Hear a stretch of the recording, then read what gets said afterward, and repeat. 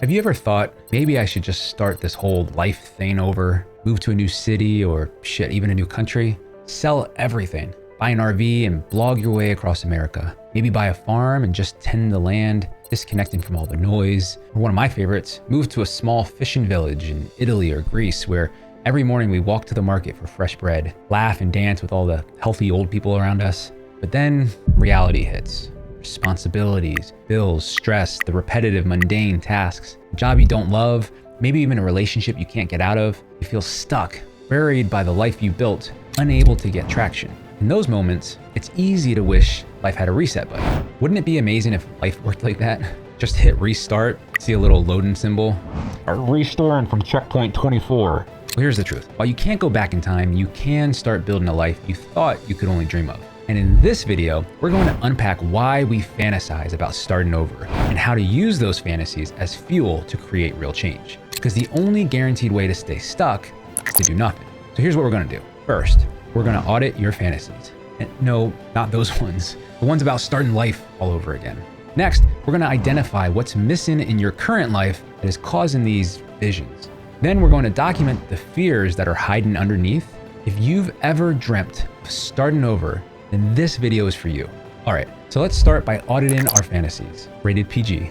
Why do we fantasize about radically different lives in the first place? Are they literal or are they signals? Clues about what's missing. Here's a quick story. After my wife and I had our first child, I was in a tough spot.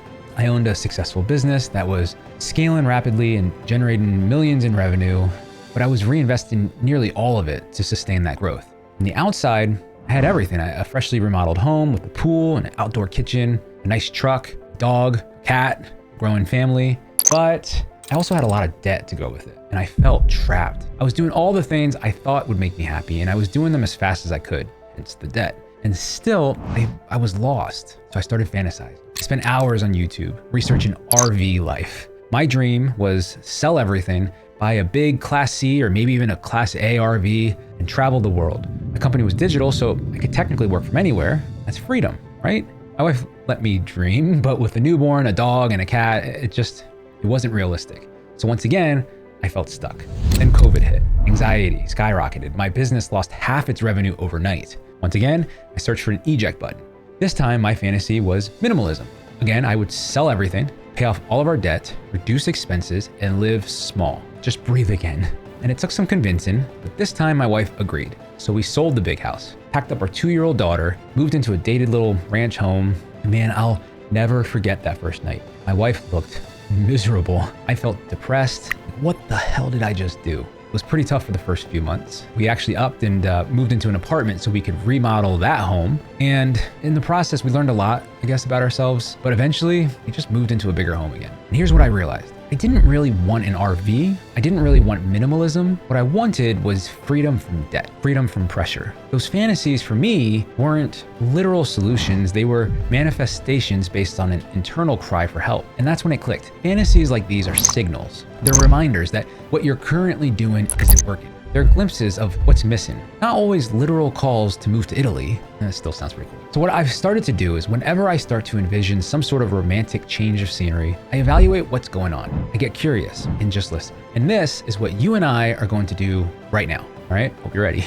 So exercise 1, we're gonna audit your fantasies. So download the Fantasy Evaluator worksheet from the description below, or grab a piece of paper or open a doc on your computer, whatever is easiest for you, it doesn't really matter. Then write down any fantasies you've had about living a different life or starting over. So here's my list. Sell everything and buy an RV. 2 is sell everything and downsize. Move to a small village in Italy or Greece, move to a coastal town and become a fisherman, go back to school to become a doctor, become a forester and help save trees. Truth is, there are more, but that will work for now for this demonstration. I want you to write down your list. And don't filter it. This is for your eyes only. Whatever it is, we have to assume that there's some sort of insight to gain. Pause the video if you need to, and then we'll move on. Okay, so now let's dig deeper. We now ask the question, why? For each item you wrote down, ask, why do I want this? What's the most appealing part? What does this fantasy represent? So my list looked like this. Sell everything and buy an RV. Why? I want no debt and no responsibility. I want freedom. Sell everything and downsize. Why? Well, same thing. No debt and less pressure. Move to a small village in Italy or Greece. Why? I want to live more simply and be more healthy. Move to a coastal town and become a fisherman. Why? I want to work with my hands more, be more present and connected with nature. Go back to school to become a doctor. Why? I want to achieve something impressive, be respected and have valuable skills. Become a forester and help save trees. Why? Live simply, contribute to something meaningful. You see the trends? There are common threads that run throughout my list. See what you notice from yours. Go ahead and pause if you need to, and then when you're ready, we'll go into the next step. All right, now we go even deeper. Channel your inner toddler and once again ask, why? Why are these things even relevant to my life? For this, we try to get a little bit more detailed. So here's my list. Sell everything and buy an RV. Why is it relevant? This is relevant to my life because I've saddled myself with a big mortgage, credit line so I could remodel my entire property faster, big fancy truck I didn't need, etc. Sell everything and downsize. Why is it relevant? Same as the RV. Move to a small village in Italy or Greece. Why is it relevant? I've stopped exercising and I binge eat from stress. I'm overweight and just feel physically unwell. Move to a coastal town and become a fisherman. Why is that relevant? Probably because I'm always in my head, worrying about clients, growth, money. Go back to school and become a doctor. Why is that relevant? I guess probably because I care what people think. And for some reason, if I was a doctor, then I'd be higher up on the social ladder. I also think there's something about it being more real than my current business somehow. You can yank away my business income in an instant, but as a doctor, it's more bulletproof. All right, what about become a forester and help save trees? Why is that relevant? Because my business doesn't feel meaningful, it just makes rich people richer. Now, an important note about this is to not judge what comes to mind. It doesn't matter if what comes to mind is correct or not, it's just how you feel. So perhaps in my visions, I've over-glorified what being a doctor would do for me. That's fine. And it doesn't matter because it's still a thought that I have. So go ahead and fill yours out, and then we'll go to the next step.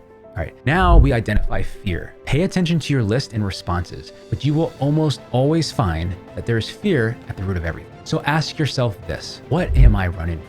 What am I so afraid of? For my list, it looks like this. I want to sell everything and buy an RV. But what is the fear? I'm afraid of running out of money and failing as a husband and as a father. I have a fear of losing wealth and having nothing to show for it after all the effort I put into the business.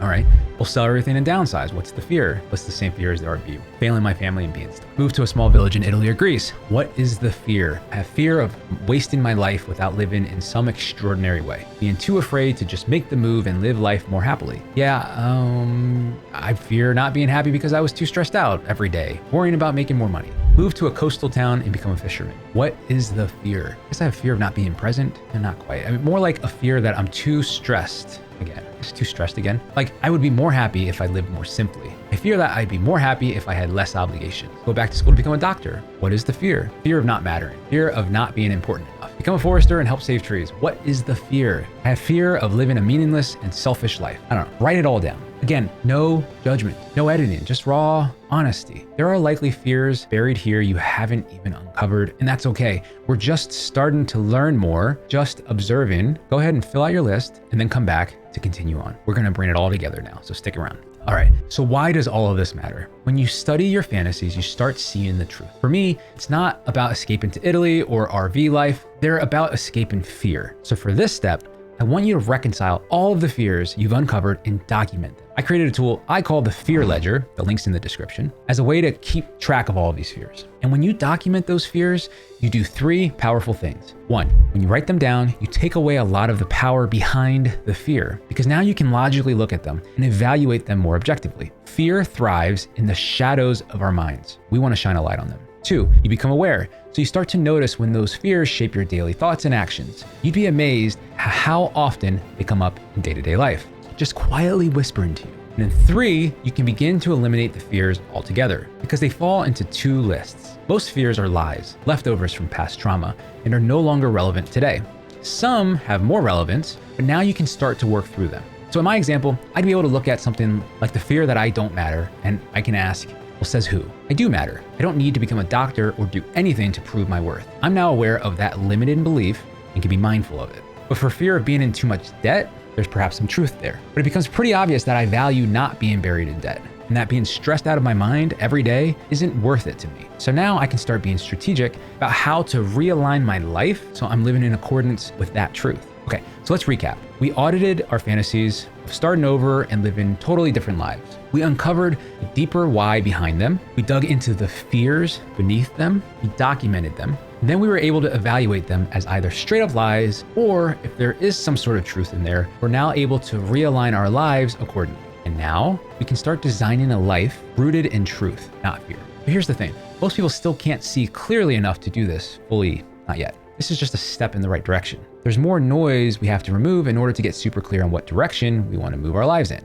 So here's my ask. I'm on a mission to help people get unstuck and finally live. That includes me. I'm still walking this path too. If you want to join up and see